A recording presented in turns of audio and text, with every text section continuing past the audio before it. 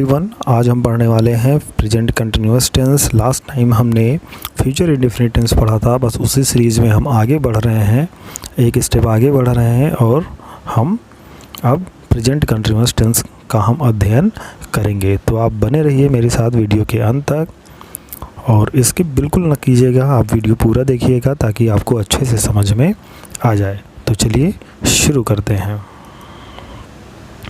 तो हमारा टॉपिक है प्रेजेंट कंटिन्यूअस टेंस, ठीक है। तो सबसे पहले हम इसकी पहचान देख लेते हैं कि प्रेजेंट कंटिन्यूअस टेंस की पहचान क्या है। तो इसका पहचान है कि वाक्य के अंत में रहा है, रही है, रहे हैं, रहा हूँ आदि शब्द आता है तथा क्रिया का जारी होना प्रतीत होता है। जैसे बच्चे हंस रहे हैं, अब यहाँ देखिए, यहाँ पे हमारा जो हंस रहे हैं आया हुआ है। बच्चे हंस रहे हैं, बच्चे मैदान में खेल रहे हैं, रसोइयाँ खाना बना रही हैं, लोग टहल रहे हैं, मैं अपना कार्य कर रहा हूँ, तुम हंस रहे हो, वह दौड़ रहा है आदि। तो इस तरह जब किसी भी वाक्य के अंत में रहा है, रही है, रहे हैं आदि शब्द आता है तो वह प्रेजेंट कंटिन्यूअस टेंस का सेंटेंस होता है। अब इसके अनुवाद के नियम हम जान लेते हैं कि इसके अनुवाद के नियम क्या हैं। तो ये एक बार अगर आपको ये अच्छे से समझ में आ गया तो आगे भी इससे संबंधित कंटिन्यूअस टेंस आपको अच्छे से समझ में आ जाएगा। तो आप ध्यानपूर्वक वीडियो को पूरा देखिएगा।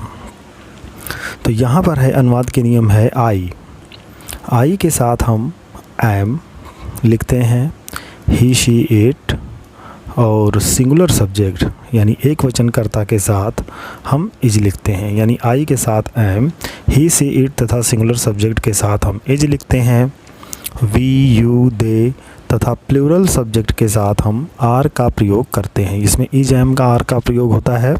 तो एक वचनकर्ता के साथ इज, बहुवचनकर्ता के साथ हम आर का प्रयोग करते हैं और आई के साथ एम का प्रयोग करते हैं। कंटिन्यूअस टेंस में हमेशा वर्ब की फर्स्ट फॉर्म का ही प्रयोग किया जाता है और वर्ब में आईएनजी का प्रयोग करते हैं। जैसे रीड है तो रीड का हो जाएगा रीडिंग, राइट का राइटिंग, जंप का जंपिंग, ईट का ईटिंग, ठीक है।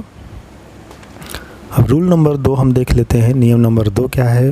तो नकारात्मक वाक्यों में इज, एम, आर के बाद नॉट का प्रयोग करते हैं, बाकी वाक्य वैसे ही रहता है। यानी जो हमारा सेंटेंस है, जैसे हमारा जो हेल्पिंग वर्ब है वो इज, एम, आर है, तो बस निगेटिव सेंटेंस होगा, नकारात्मक वाक्य होगा, उसमें हम इज, एम, आर के बाद नॉट लगा देंगे। सब्जेक्ट के अनुसार हम इज, एम, आर का चयन करेंगे और उसके बाद नॉट लगा देंगे, ठीक है। प्रश्नवाचक वाक्य कैसे बनाते हैं? अब देखिए नियम नंबर 3। तो प्रश्नवाचक वाक्य में यदि वाक्य क्या शब्द से शुरू हो, जैसे क्या तुम पढ़ रहे हो, क्या तुम लिख रहे हो, क्या तुम जा रहे हो, अगर क्या शब्द से शुरू होता है तो इज, एम, आर से वाक्य प्रारंभ करते हैं और क्या शब्द की अंग्रेजी नहीं लिखते हैं। तथा यदि क्या शब्द वाक्य के बीच में आता है तो क्या की अंग्रेजी व्हाट इज, एम, आर के पहले लिखते हैं। अन्य प्रश्नवाचक शब्दों के आने पर इनकी अंग्रेजी जैसे वाई, व्हेन, हाउ, वेयर आदि इज, एम, आर के पहले लिखते हैं। जैसे अगर वाक्य हमारा क्या से शुरू है तो इज, एम, आर हम पहले लिख देंगे, लेकिन हम व्हाट नहीं लिखेंगे। लेकिन अगर वाक्य के बीच में अगर क्या शब्द आता है तो फिर हम इज, एम, आर के पहले व्हाट लिखेंगे। बाकी अन्य जो भी अलग दूसरे जो हमारे प्रश्नवाचक शब्द हैं, ठीक है, जो डब्ल्यू एस से शुरू होते हैं, वो सारे प्रश्नवाचक शब्द जो कि वाक्य में आते हैं उनको हम सब इज, एम, आर के पहले लिखेंगे। अब यहाँ देखिए हमने यहाँ पे फॉर्मूला लिखा हुआ है, इसका आप भली भांति अध्ययन कर लें, एकदम अच्छे से अध्ययन कर लें। जैसे अफर्मेटिव सेंटेंस है हमारा पहले, ठीक है। तो अफर्मेटिव सेंटेंस में सबसे पहले हम सब्जेक्ट लिखते हैं, फिर is, am, are plus verb में ING plus object plus other words. Negative sentence भी ठीक वैसे ही है, बस इज, एम, आर के बाद हमारा नॉट और बढ़ जाता है, यानी subject is, am, are plus not, फिर वर्ब में आईएनजी, फिर ऑब्जेक्ट और फिर अदर वर्ड्स। इंट्रोगेटिव सेंटेंस भी बहुत कठिन नहीं होता है, बस इज, एम, आर को हम पहले लिखते हैं, ठीक है। जो हमारा हेल्पिंग वर्ब है जो कि हमारा क्या से अगर सेंटेंस शुरू होता है तो इज एम आर को पहले लिखेंगे, बाकी फिर सारे वैसे ही रहेगा। सब्जेक्ट, फिर वर्ब की फर्स्ट फॉर्म में आईएनजी, फिर ऑब्जेक्ट और अदर वर्ड्स लिखे जाएंगे। इंट्रोगेटिव सेंटेंस जो कि दूसरे तरह का होता है, जिसमें कि WH टाइप क्वेश्चंस होते हैं, तो उसमें जैसे व्हाट, व्हेन, हाउ, वेयर, इस तरह के जो इंट्रोगेटिव वर्ड्स हैं तो वो सबसे पहले लिखे जाते हैं और उसके बाद इज एम आर लिखा जाता है, फिर सब्जेक्ट, फिर वर्ब की फर्स्ट फॉर्म में आईएनजी, फिर ऑब्जेक्ट, फिर अदर वर्ड्स लिखा जाता है। तो इसको अगर आप एक बार ध्यानपूर्वक आप पढ़ोगे तो आपको समझ में आ जाएगा। तो चलिए आगे बढ़ते हैं। यहाँ मैंने कुछ एग्जांपल्स लिखा है, जैसे मैं एक आम खा रहा हूँ। मैं एक आम खा रहा हूँ, तो रहा हूँ मतलब ये प्रेजेंट कंटिन्यूअस टेंस है, तो इसमें आई, मैं हमारा सब्जेक्ट है तो आई, मैं के लिए आई लिखते हैं और आई के साथ लिखते हैं एम। आई एम, खाना का होता है ईट, खाना का होता है इंग्लिश में ईट होता है, तो इसमें हम आईएनजी जोड़ देंगे। तो I am eating a mango. A mango हमारा ये ऑब्जेक्ट है। अब मैं एक आम नहीं खा रहा हूँ, अभी देखिए सेंटेंस ठीक वैसा ही है लेकिन इसमें नहीं आ गया। तो बस हमको करना क्या था कि आई एम के बाद हमने इसमें नॉट लगा दिया, बाकी सेंटेंस पूरा वैसे का वैसा ही है। देखिए आई एम के बाद हमने नॉट लगा दिया, बाकी सेंटेंस पूरा। मैं एक आम नहीं खा रहा हूँ यानी I am not eating a mango. क्या मैं एक आम खा रहा हूँ, और देखिए क्या इसमें पहले आ गया, तो बस एम को हमने उठा के आगे कर दिया यहाँ पे। तो am I eating a mango. अब उसी तरह से अगर अगला सेंटेंस देखें, क्या मैं एक आम नहीं खा रहा हूँ, अब इसमें नहीं भी है, क्या भी है और नहीं भी है, तो क्या के लिए हमने वही आई के साथ एम होता है तो एम आई लिख देंगे, और नहीं भी है तो हम सब्जेक्ट के बाद नॉट लिख देंगे। इस तरह के सेंटेंस जिसमें इंट्रोगेटिव वर्ड और नेगेटिव दोनों हो तो वहाँ पर हम सब्जेक्ट के बाद नॉट लिखते हैं। तो एम आई नॉट, फिर eating a mango, am I not eating a mango, मैं क्या खा रहा हूँ। अब देखिए क्या बीच में आया है तो इसके लिए हम लिखेंगे व्हाट, यानी हम क्या की अंग्रेजी लिखेंगे। तो व्हाट एम आई, आई के साथ एम होता है तो एम आई हो जाएगा, ये हमारा हेल्पिंग वर्ब पहले लिखा जाएगा। व्हाट एम आई ईटिंग, ठीक है।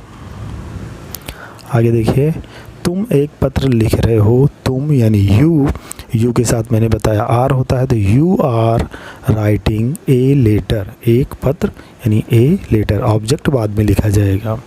तुम एक पत्र नहीं लिख रहे हो, अब you are not writing a letter.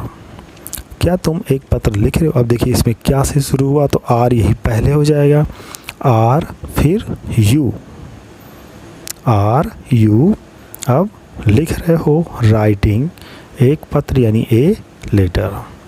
क्या तुम एक पत्र नहीं लिख रहे हो, देखिए क्या भी है और नहीं भी है तो हमें सब्जेक्ट के बाद नॉट लगेगा। आर यू नॉट, फिर राइटिंग ए लेटर। क्या तुम एक पत्र नहीं लिख रहे हो, are you not writing a letter. तुम क्या लिख रहे हो, देखिए क्या बीच में आया हुआ है तो क्या की मीनिंग हमने यहाँ पे व्हाट लिख दिया और उसके बाद इज एम आर में से आर लिखा, क्योंकि यू के साथ आर लिखा जाता है। तो व्हाट आर यू राइटिंग।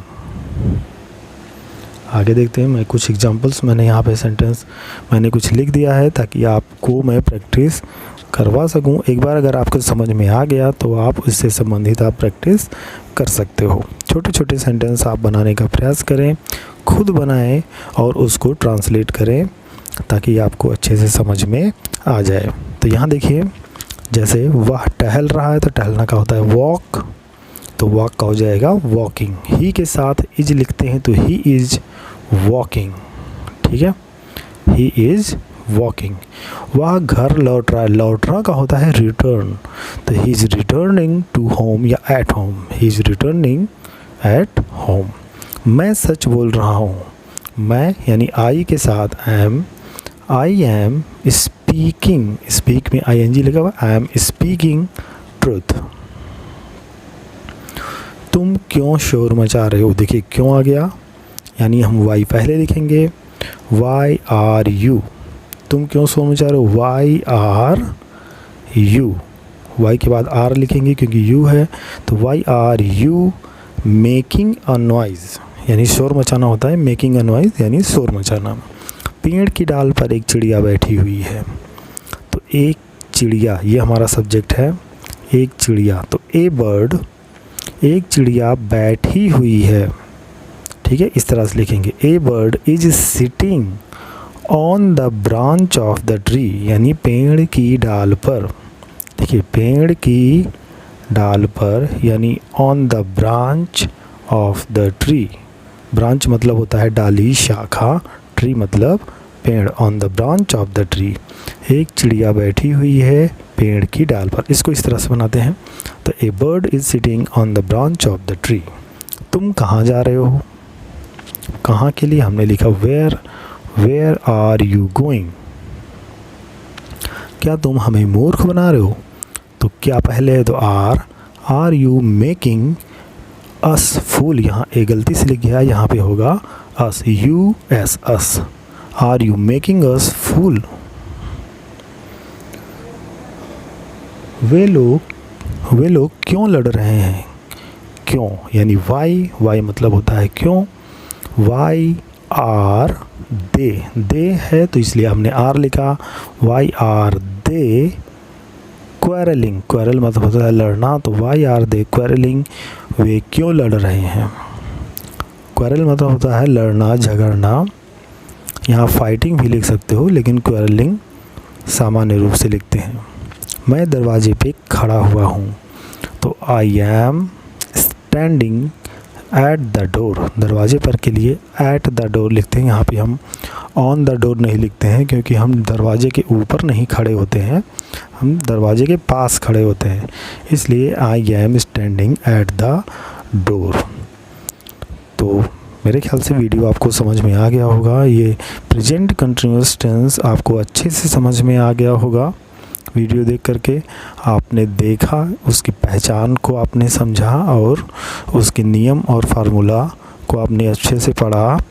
अगर आपको कहीं पर भी संदेह है या अगर आपके मन में कोई प्रश्न है या कुछ आपको समझ में नहीं आ रहा है, तो आप कमेंट बॉक्स में लिख करके आप हमसे पूछ सकते हो।